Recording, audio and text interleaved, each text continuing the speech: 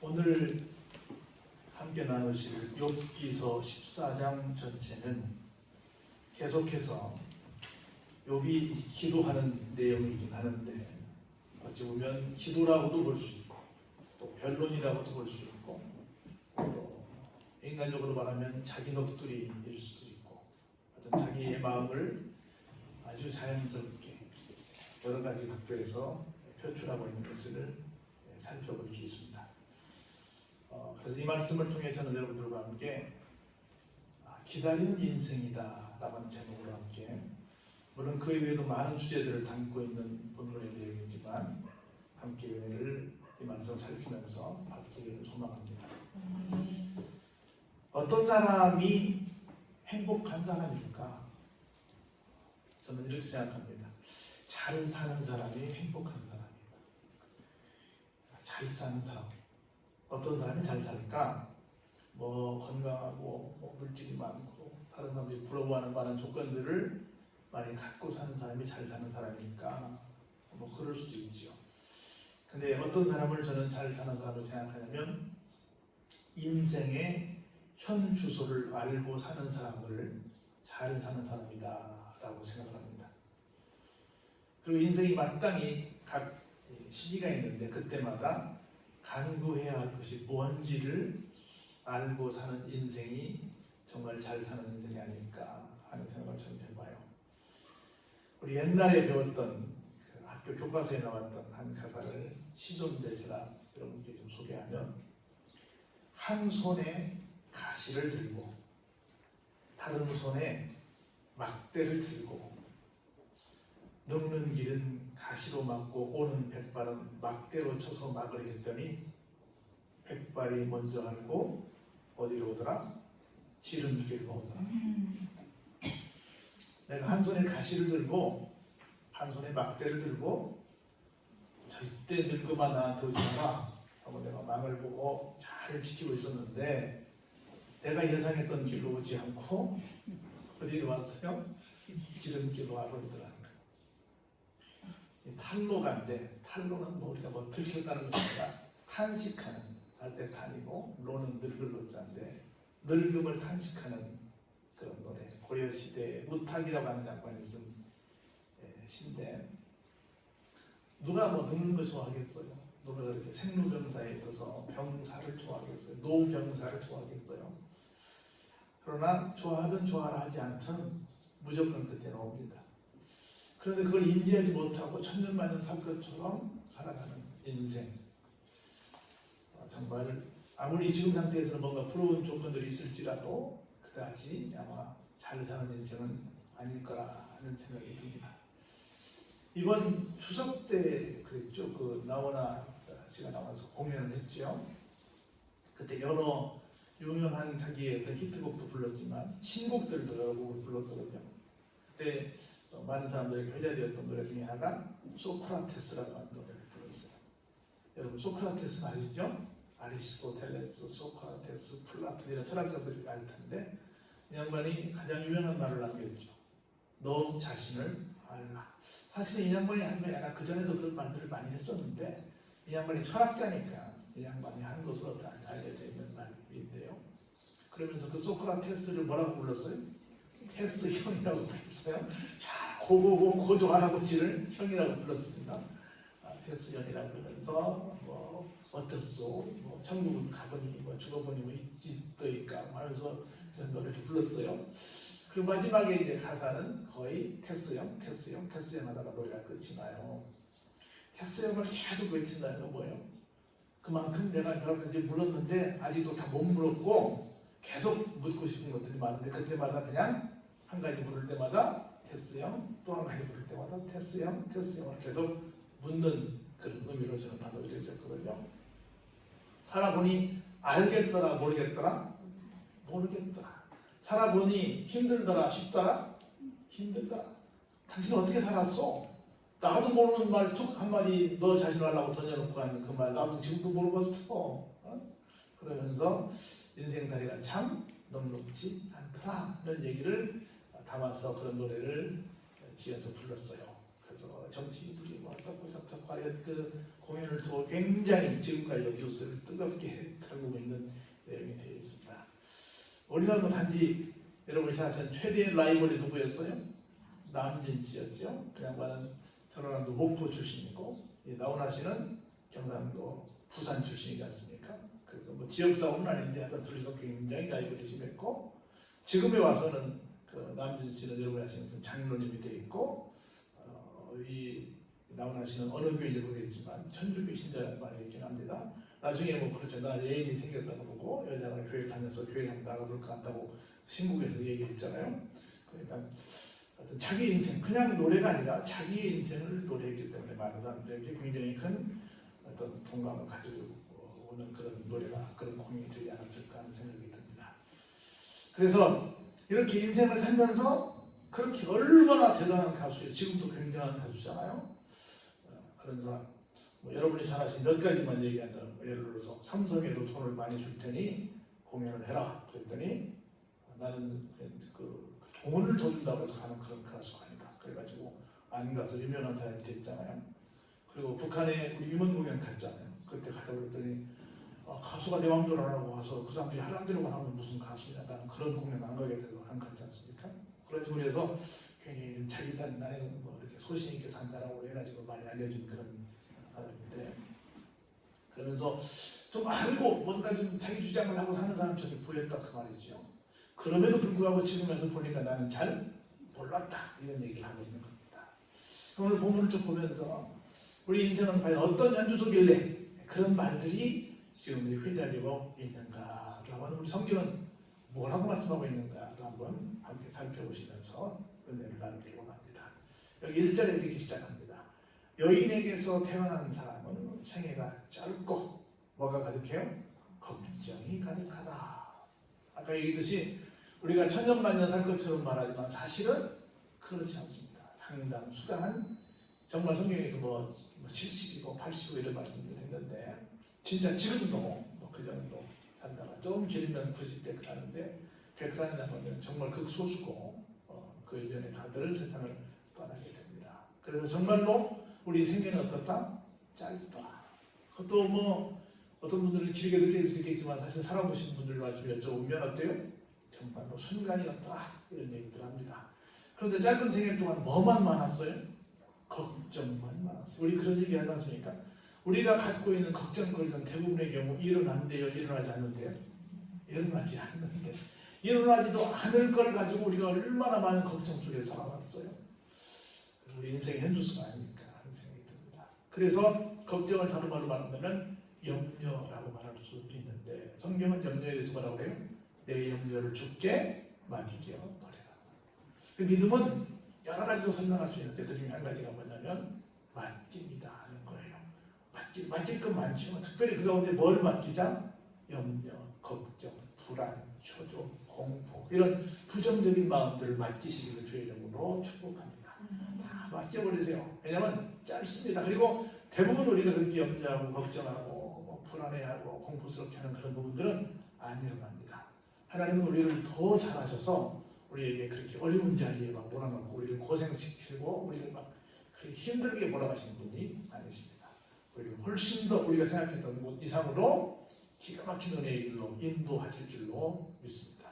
이걸 꼭 믿으시기 바랍니다. 인생은 어떤 존재냐면 그는 꽃과 같이 자라나서 어때요?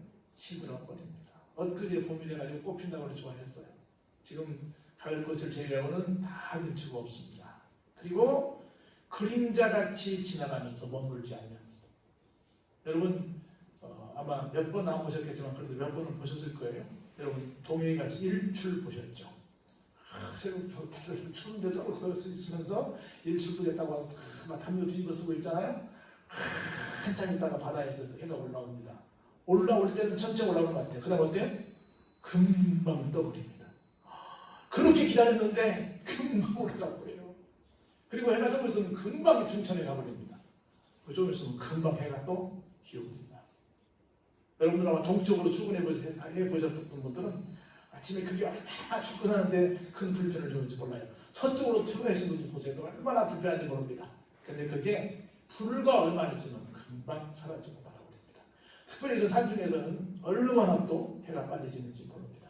오래 갈 것 같은데 그렇지 않아요. 하루가 금방 갑니다. 그런데 이렇게 찰나에 왔다 가는 인생인데 이와 같은 자를 주께서 눈여겨보십니까? 나를 이런 정말 찰나에 왔다 가는 그 짧은 장애를 가는 이 인생을 끌어다가 재판하십니까? 무슨 얘기예요? 그럴 만한 가치가 있습니까? 뭘 그렇게 저 같은 사람을 그렇게 자꾸 갖다가 귀찮게 하십니까? 그렇게 나에게 어려움을 그렇게 가중시키고 계십니까? 나 아무것도 아닙니다.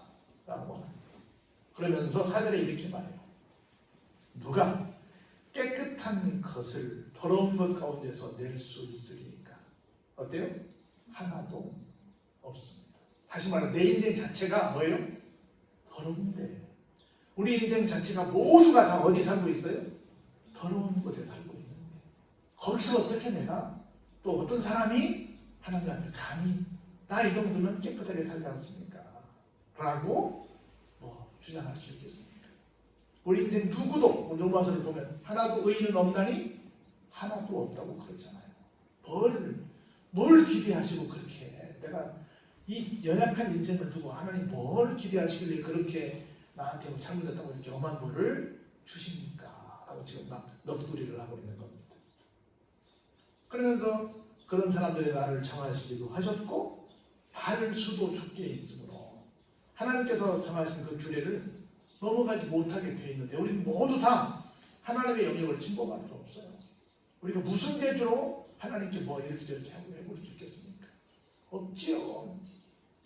그에게서 눈을 돌이켜 그가 품꾼같이 그의 날을 마칠 때까지 그를 홀로 있게 하옵소서. 그냥 주인 양반이 품꾼에게 오늘 여기서 여기까지 일하시오 하고 맡겨버리고 자기 볼일 보러 간 것처럼 그냥 저한테 품꾼의 하나처럼 놓아주시고 그냥 제 인생 제가 나름대로 살 테니까 그냥 적당히 좀 봐주십시오. 저를 그냥 시시콜콜 와가지고 이때 봐라 이건 이렇게 해라 저렇게 해라 간섭하시고 저 왜 못했니 저렇게 했니 하고 하시면 제가 수명을 쓸 수 있겠습니까?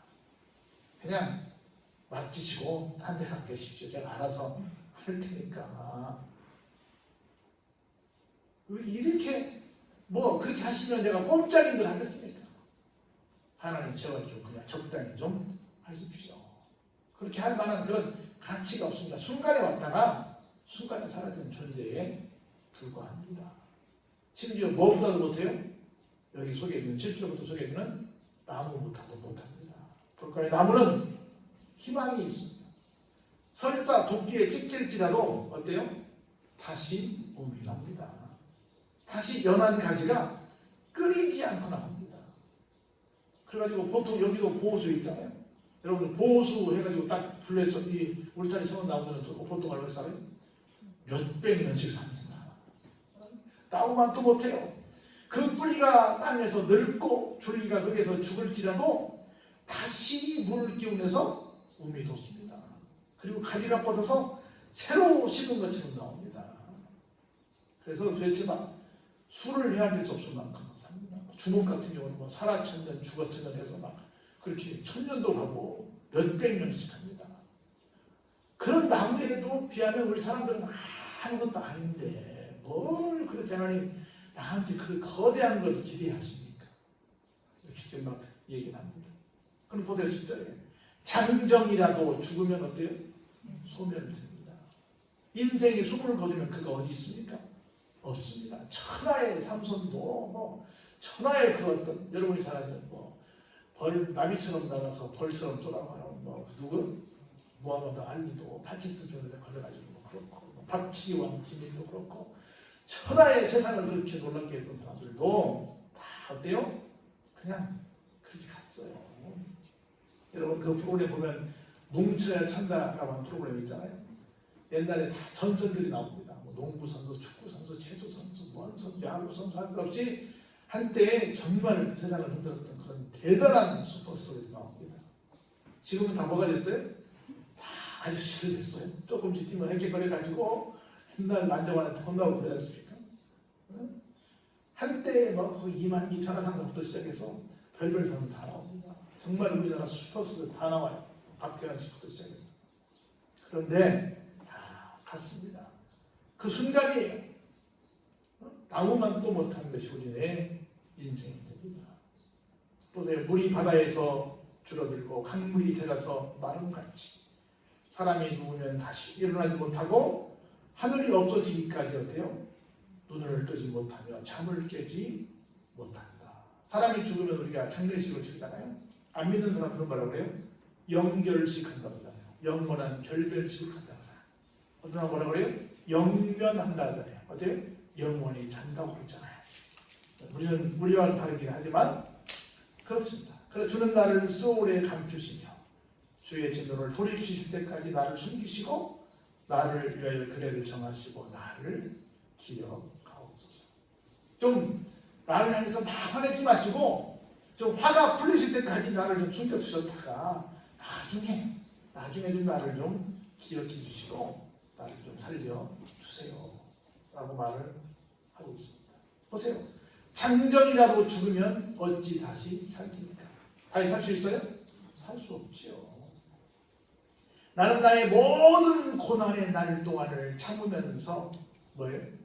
풀려나기를 기다릴 뿐입니다.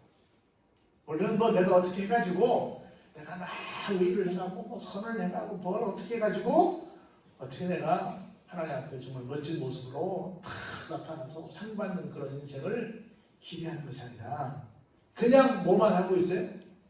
이런저런 일로 내가 고난을 당했는데 그냥 뭐만 하고 참기만 하고 하나님께서 풀어주셔서 나를 구원의 자리로 나를 어떤 인정해 주신 자리로 나를 데려가시기만 뭐할 뿐이에요? 그저 기다릴 뿐입니다. 속된 말로 처분만 기다릴 뿐이에요. 우리가 무슨 힘이 있어요? 그때 주께서는 나를 부르실 것이고 나는 그때 뭐 할 거다? 그냥 대답만 할 겁니다. 주께서는 주의 손으로 지으신 것을 그냥 기다리시는 말이다. 여러분 우리 잘 아는 말씀 중에 하나가 베드로가 3번씩이나 예수님을 모른다고 부인을 했어요. 나중에 저주까지 했습니다. 그런데 나중에 예수님께서 부활하셨어요. 그럼 베드로를 찾아봤어요. 베드로한테 묻습니다. 아직도 넌 나를 사랑하니? 라고 말했어요. 3번씩 물었어요. 근데 우리 말은 그냥 사랑하니? 그랬는데 나중에 할 말이 없으니까 주님 아시는데 뭐 자꾸 그러세요? 이렇게 말하잖아요. 근데 그게 전문적으로 말하면 예수님은 아가페를 묻습니다. 아가페의 사랑으로 나를 사랑하니? 이렇게 묻습니다. 근데 베드로는 정직하게 말합니다. 아니요. 나는 형제로 사랑합니다. 인간적으로 사랑합니다. 감히 자기 입에서 아가페적인 사랑을 논할 수 없다는 거예요.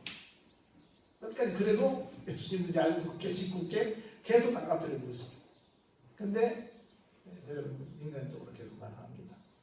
우리가 뭐 해볼 수 있죠. 근데 우리 노력으로 뭔가 된다. 안 된다는 걸 이것을 말하는 거예요. 보세요. 그러하오니 이제 주께서 나의 걸음을 세시오니 나의 죄를 감찰하지 아니하시나이까. 얼마나 정말 이 숨도 못 쉴 것 같아. 하나님께서 욥을 심지어 걷는 걸음까지 세고 계신 거예요.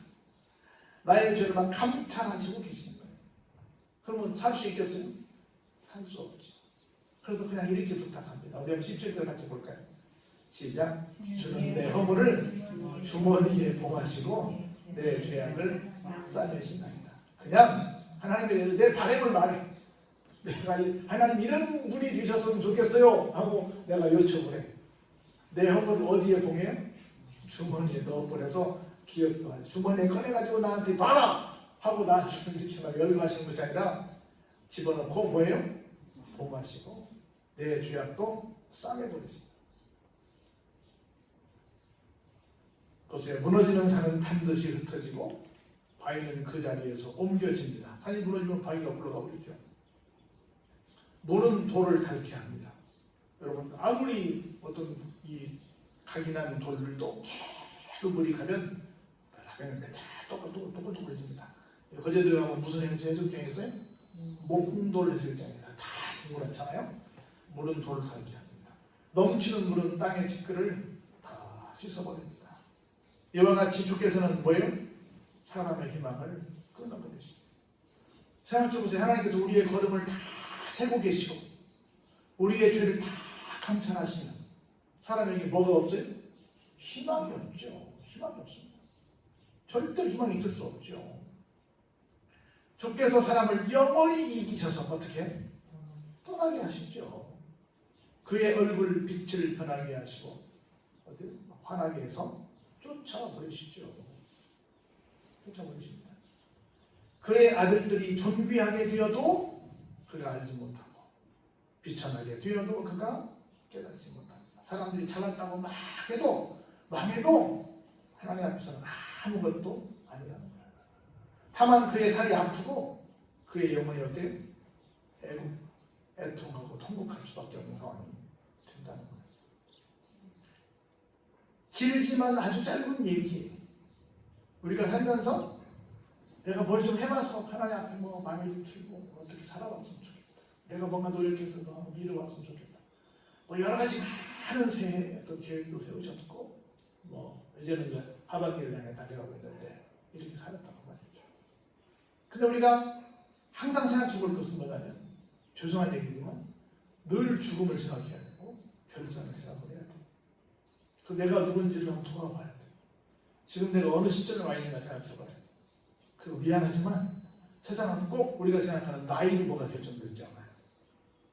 항상 이런 계절에 우리 사색의 계절이라고 해요. 독서의 계절, 뭐 사람들이 많은 생각을 하는 게 너무 좋은 계절이라고 말하는데 이런 계절에 내 인생은 어떤 인생인가를 생각해 보시오. 우리 교회는 어떤 교회인가? 우리 집은 어떤 집인가? 나는 누구인가를 생각해 봐야 한다. 그래서 그냥 좋은 계절이야, 참 이쁜 계절이야. 우리 좋은 계절, 이쁜 계절 지금 말하죠. 조금만 지나보세요. 불과 한 달도 안 됐어도 금방 막 낙엽다 떨어지고 얼마나 또 들판 탁또 베어지고 황량한 계절입니다. 그때부터 막 추워 그러고 있어요. 결코 길지 않습니다. 이럴 때 우리 인생이 어떤 인생인가 그걸 한번 보자. 우리 인생은 하나님 앞에 무엇도 주장할 수 없습니다. 하나님 앞에 뭔가 잘못된 부분이 있다고 한다면 철저하게 회개하시고 하나님 앞에서 기다리는 인생이 됐으면 좋겠다. 내가 뭐 이루려는 내가 하나님께 도움을 요청한 날로 더욱 새롭다. 아까 찬송했는 것처럼 우리 자녀들 한 것처럼 하나님의 날로 새로운 은혜를 기대할 수 있는 사람들, 더 은혜를 사모할 수 있는 사람들. 지금 여러분들이 눈에 보이지 않는 이 바이러스 때문에 전 세계가 마비됐잖아요. 사람이 뭘 할 수 있어요? 아무것도 못합니다. 그래서 우리 모두가 이런 상황을 보면서 하나님의 은혜를 기다리는 것밖에는 내가 할 일이 없구나. 그리고 제가 오늘 글 하나 읽고 말씀드린 주보를 한번 보시기 바랍니다. 우리 모두는 아파요. 어떤 아픔인가를 보시기 바랍니다. 또 코로나를 통해서 우리가 뭘 느껴야 될 것인지 한번 볼까요? 익숙한 것을 버리는 아픔. 배운다는 것은 아픔입니다. 왜 배운다는 것이 남들은 기쁨이고 즐거움이라고 하는데 왜 배우는 것이 왜 아픔이지? 왜냐하면 배운다는 것은 기존의 것을 버리고 새로운 것을 받아들이는 것이기 때문입니다. 내가 갖고 있는 생각, 내가 갖고 있는 고집, 내가 갖고 있는 주장, 내가 갖고 있는 지식 이런 모든 것들을 내려놓는 것 그리고 새로운 것을 받아들이는 것이 뭐예요? 배우는 거예요. 저는 살면서 배우고자 하는 사람을 만나본 적이 별로 없어요. 내가 애가 미친데 내비두고 이대로 살다 줄게. 배우려고 노력하는 사람을 본 적이 거의 없어요. 하는 사람들이 공부합시다 그러면 얼마나 싫어하는지 몰라요. 정말로 배우고자 하지 않습니다. 왜? 배움은 아픔이 오니까. 그 익숙해 있던 것을 버리는 아픔을 받아들여야 새로운 것을 받아들일 수 있기 때문입니다. 그 과정이 바로 뭐예요? 잘하는 것입니다. 그 로잉이라는 게 잘하는 거예요. 삶의 목적은 같이 한번 읽어보실까요? 삶의 목적은 잘하는 것이 아니라 잘하는 것입니다. 평생을 저는 조종하지만 잘할 수 있는 것이 없을 것 같아요. 잘할 수 있을 것이 없는 것 같아요. 그러나 잘할 수는 있을 것 같아요. 잘할 수는 있을 것 같아요. 잘할 수는 없지만 잘할 수는 있을 것 같아요. 사도라면 여러 형태의 아픔이 있습니다. 잘하려고 해서 생기는 아픔도 있고 익숙한 것을 버려야 하는 아픔도 있습니다. 그 아픔을 통해 배우고 그 배움을 통해 성장하고 성숙됩니다. 아이들도 어떻게 자라요? 아프면서 자라. 우리가 이 계절에 우리 인생을 조금은 잘했으면 더 좋겠지만 잘하진 못해도 좀 잘하기로 했으면 좋겠어요. 코로나를 통해서 이런저런 여러 가지 일들을 통해서 좀 자랐으면 좋겠어요. 그러면서 인생이라는 것이 이런 것이다, 이런 것이란다 하는 욥의 외침을 통해서 내가 이런 존재구나, 하나님께 이렇게 살아야 되겠구나 라고 생각하면서 좀 속이 살찌는, 우리 천국만이 말하는 밥만 먹고 그냥 확 진짜라 확 찐자라 살만 찌지 말고 속이 찌는 그런 일이